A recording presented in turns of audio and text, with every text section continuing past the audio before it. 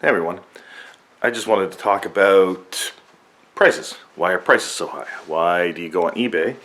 And why does a certain thing, a certain item, why is it so overpriced? Well, it's a couple of different reasons. The main reason that a price is high is because the seller doesn't need to move it that quick or for that price, right? So if you take the example of, I don't know, a box of strawberry masters, right? So let's say, whether it's a large store or small store, but let's start with the small store. So they order a case, right? And their financials are looking good right now. They're getting, they've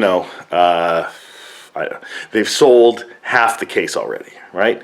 So they've recovered some of the money out of it. They sold some collector boxes and maybe some other ancillary products. So their financials are looking good for the next week.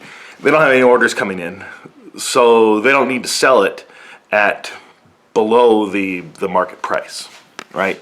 They don't need to sell it at the lowest price that's on eBay, that's on Amazon, that's on whatever. Which means that they can comfortably put it at a margin that makes sense. Now, normally, when it's a large store and they have a large order, and it may vary, it may just scale, but in general, a lot of stores that are trying to move a lot of product, let's say instead of one case, they have, 500 cases. They need to then move, 250, 300 cases on release because there's something else coming up. Because maybe some solid stores are skipping releases of other games that they don't have a community for, or they're not particularly interested in for whatever reason. But a large store is basically pre-ordering everything to make sure that they've diversified, that they've got their hands in everything and they don't miss out on sales. Now, they'll be everything that they're pre-ordering, they're not pre-ordering them at all at the same levels. They're pre-ordering them based on how quick their sales velocity is. And I can go, I have another video that I go into sales velocity, so you can check that out when it comes out. But they need to recover, whatever the 500 cases cost them, which is, at that point is, over 100 grand. Let's say it's not 5 cases, but let's say that it's 100 to 200 grand that they spent, right? So now that's 100 to 200 grand that's sitting there on a shelf unless they sell it for a low price. So that means that half has to go quickly out the door. So they gotta, rock bottom it. But if it's a popular set, they can still sell it for, a healthy-ish margin. But if it's not, they may have to sell it for a loss. They may have to sell it for only 2, 3, 5% above. And 2, 3, 5% is not what stores need. That's not what they need to basically pay all their overhead, their employees, their rent, their utilities, and also, any sort of retirement savings, any sort of health care plans for them, their employees, that kind of stuff. So 5% isn't going to cut it. Even at large volumes, 5% isn't going to cut. That's why when sets become more popular, they can make that, having sold for so low in bad times, they can sell for higher in good times. And that's another reason for the price increase. So that's what I'm saying, is that they need the velocity at first to recover the thing, to get the next thing that they pre-ordered. Unless they're a large enough store and they've been around long enough that they have more than enough cash reserves to handle the dips and whatever, then they can comfortably be at 20%. Magic is, from what I can tell, at a large store, comfortably sets it, around 18% in bad times. Maybe it's a bit more in good times. But the point is, they need that overhead and they need that money and they need it quick. And that's why the price goes down. And then the price goes up because, the people that are selling stuff don't need to sell that quick anymore. An example of this is on, you can see it on eBay, that you see a bunch of different sellers. Let's say an item, the MSRP on an item is $50, right? Some people may be selling it for $35, and some people may be selling it for $60, right? So the people that are selling it for $60, they don't need to sell it right away. They're not all that concerned. They know that eventually someone will come by and they'll pay the $60 for it. Or maybe they'll put it on sale and they'll lower it down to $50 to the MSRP, right? And that's a healthy margin, usually around, like a really good margin is 40%. A healthy margin is 20 to 30%. And just scraping by margin is closer to 10%. Now the people down at the $35 mark are people that they need to get out of it quickly. And it could be just an individual. They could have bought it and then they regret it and they're trying to get rid of it. They couldn't return it, whatever. It could just be they did it, they didn't like it, they want to get rid of it. They bought it, they played it, they enjoyed it, but they're moving on to the next thing. Or it could just be someone who bought it thinking that they could make a little bit of profit on it, and that little bit of profit is now shrunk, but they need to get it because they need to get something that can make profit for them. So that's what's driving those prices down. Now you got to ask yourself, when you're buying the lowest thing on eBay, why is this person selling it? Because people that need to move things really quick need to move them for whatever price possible, right? And scammers need to move things really, really quick because things can happen quickly on eBay and they can lose their eBay store, or varying reasons they need that quick cash. But so if you see things that are extremely low, it's either someone who is in a desperate situation and needs to pay their rent, but it could also just be a scammer that just wants to get in and out quick. So be wary of crazy low prices. Look at the feedback, look at who this person is and what the latest sales that they've had to see if they've scammed anybody. This happens a lot with these bulk listings for Magic. You'll see a bunch of cards on a table or whatever, and it's like, oh, I just found this thing. And then you might see what you think is, oh, that's a reserve list card that's worth way more than this listing is, that I can make some money off of it. That's in there intentionally to get you to buy quickly, and the low price is so that it happens fast so they can get in and out. So just be wary of things when you see low prices. I'm not saying don't buy things when they're low prices. I'm saying have your skepticism go up. When things are high prices, there are some scammers that put stuff at high prices. They're playing some sort of long con, maybe, I don't know. But it's just less likely when it's a really high price. And if it's at the market price, there's still a possibility of scams, so still be skeptical.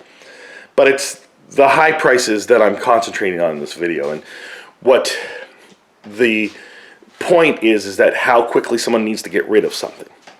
And if they don't need to get rid of it, it's going to be just higher, right? And then, you might notice stuff at certain points of the month, usually the end of the month, when people need to sell stuff because they need to make some sort of, rent requirement or whatever bills they have coming in. They may lower their prices, and that might be a good time to snag stuff. So there's another category of high price. You may have seen this on eBay, I don't know, something is worth, it's normally selling for, say, $500, and someone's got it listed for $2,000. And, Rudy from Alpha Investments has talked about this in the past because he himself has had stuff on his eBay that has been listed at an astronomically high price. He's not trying to sell that, and no one is trying to actually sell that. So if it's twice the price, that's usually someone who's like, I'll sell it, but I actually don't want to sell it. But if it sells for this price, sure, why not, right? So that's usually around 2 times the price. But when you're looking at 4 to 5 times the price, it's just there, usually to grab eyes and maybe bring people to someone's eBay store and maybe look at their other items and buy those things. And it maybe just be bragging rights for something that's really hard to get. And, I'm the person that has these things. And it legitimizes their other listings, right? So if they have, I don't know, a sealed, revised box, right? And it's, I don't know, what is it at, 10,000, 20,000, it's somewhere between 10 and $20,000 Canadian for a revised sealed booster box, right?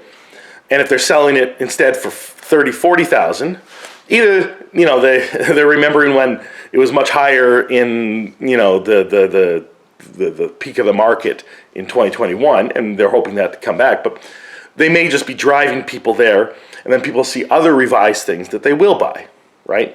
So that's kind of the reason why you see something and you're like, oh, that's a total ripoff, I would never buy that. It's like, yeah, that's not the intent. The intent isn't for you to buy it. I mean, it'd be great for that seller if someone did buy it, but they know no one's going to buy it. It's just there to show off in some shape or form. But the other listings where it's like, around 1.5 to 2, maybe 2.5, what everyone else is selling it for, those people, they don't really want to sell that thing. They think that, maybe it'll be worth more over time, or they're, again, drawing eyes to stuff. They personally want it, but they see how valuable it is, and they're like, well, I want it, but also I like money, right? So that's usually the reason why they're there. And maybe sometimes they can be negotiated with it, but I wouldn't bother necessarily sending messages like, how fixed are you on that price? Because they put it at that price, right?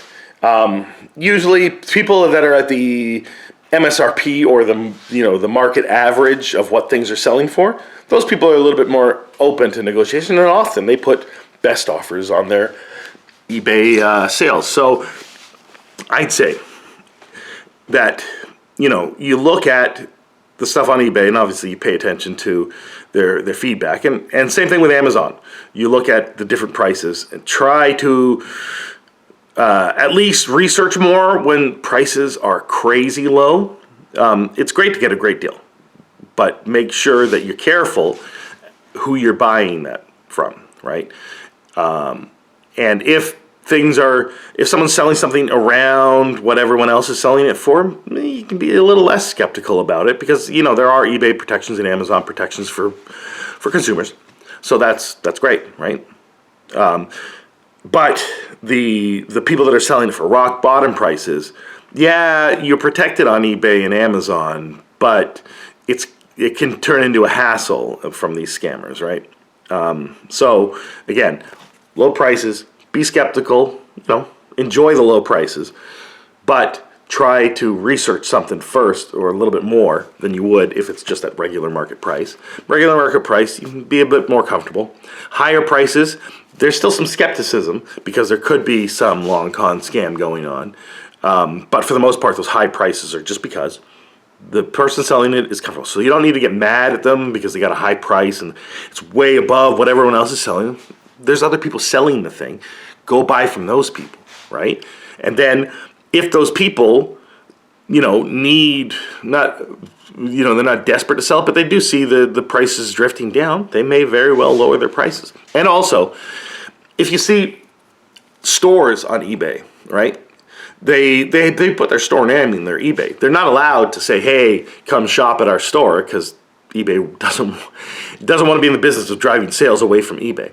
But you can easily see that they have a store name, and you can Google that name, and if it's near you, you can visit that store. And I'm assuming the same thing works on TCGPlayer. Just so you know, TCGPlayer and eBay have high fees, and people are more than willing to sell something if they have more than that one thing in store for, significantly lower than they would on eBay. So let's say they have 2 boxes of Innistrad, and one is being sold on eBay and one is being sold in store. They're not allowed to they're not allowed to sell one box in their store and on eBay, because that's, again, violating eBay terms of service. But, obviously eBay wants that thing to be on eBay, right? And they don't want you to sell it yesterday and then someone, 2 hours later comes to your eBay store and tries to buy it, and you're like, oh, I forgot to remove that listing, right? That's a bad experience for the buyer, so they shouldn't be doing that. But if they have 2 Innistrad boxes, and then one is on eBay and one's in store, then they can definitely sell the one they didn't list on eBay. So what I'm saying is that you see the store and you know that it's near you, go visit the store. Go see if they have a lower price, because they invariably do have a lower price, because they're paying far less fees to sell in store than they are to sell online. Now, some people would complain about this, the high eBay fees, high TCGPlayer fees, or Amazon or whatever. But that's just the way things are. And they obviously have a value add, right? Obviously those fees are worth it because people are selling things on eBay, Amazon, TCGPlayer, whatever. Those fees are worth it to them because the potential customers are vastly higher than, even if they're in New York City, Mumbai, Tianjin, whatever. I don't know, Beijing. Sorry, I don't know if Tianjin is actually a city. Tokyo, whatever. Even if they're in those cities, they have way more potential customers through Amazon and eBay and TCGPlayer. So it's much easier to sell things, and they can raise the prices a little more than they would sell for in store to make up for those fees. So again, if you're buying on those sites, the sellers aren't paying those fees. You are paying those fees because it costs them more, so they have to raise the prices. So you can get a better price if you go to a physical location. In general, I mean, some smaller stores need higher than, say, 18% on a Magic Box.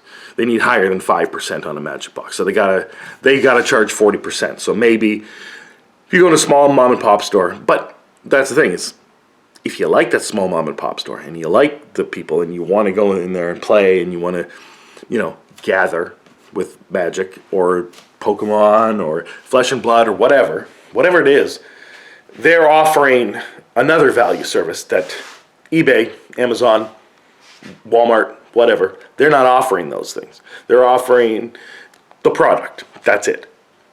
What the small mom and pop store is hopefully offering you is a place to meet people that are like you and spend time with them and play the game that you love. So is it worth it to you to pay higher prices at the mom and pop store? And the large stores are also doing that. And many of the large stores do that quite well, even though they're large. And, normally larger companies are a little bit more faceless and a little less personal. But for gaming stores, that's less the case. A lot of the people that are in the gaming stores, even the owner who never shows up at this point because he's had this store since the 90s and he's in retirement or she's in retirement, and the people that work for them are the only people that ever talk to the owner. That person might show up on a Friday Night Magic because they like Magic, right? So you're getting a more personal connection in game stores, and sometimes or often you get an even more personal connection in smaller game stores. And maybe there are some smaller game stores where the personal connection you're getting you may not like because you may not gel with those people. So find a game store that you like with that. But often you can get lower prices by physically going to a game store. Sometimes it's going to match what you're going to get on eBay and Amazon, but you get more out of it by being at that game store if you like going in to play, if you like talking to other people like you. And sometimes you might pay more, but maybe you're okay with that. Maybe you're okay with paying more because you like that this store exists. That's how I felt before I opened a game store. I had one of my favorite game stores was in Elmvale, Ontario. It's called Jack's on Queen, and the people there were great, and I liked what they brought to the table, and I liked having conversations with them. I didn't even go in and play games there. I just liked ordering from them because they were always able to take the orders that I wanted, and they never forgot about them, and they always let me know as soon as they came in. And it was always a great little conversation I had with them when I went in there. Sometimes I did play some HeroClix tournaments, and then I played some games of D&D there. And actually, that was the first game of Magic the Gathering I played since the 90s, back in 2018, 2019 there. So there are these small mom and pop stores, and they are worth paying a little bit more for, I think. And that's where I bought pretty much all my gaming product. And from time to time, I did buy from a larger game store, and once in a while, eBay. Almost never Amazon for collectible card games because I just don't trust the product on Amazon because it could be returns or whatever. But board games are fine. Board games are great. I bought a lot of board games on Amazon. So you do what you need to do to get the price that you want, but understand that there's different value adds between the different places that you buy, and that when you're buying the lowest price that you can, you may not be getting out of it what you think you're getting out of it, and that sometimes there's a little bit more value for you at a slightly higher price. At astronomical prices, you can ignore.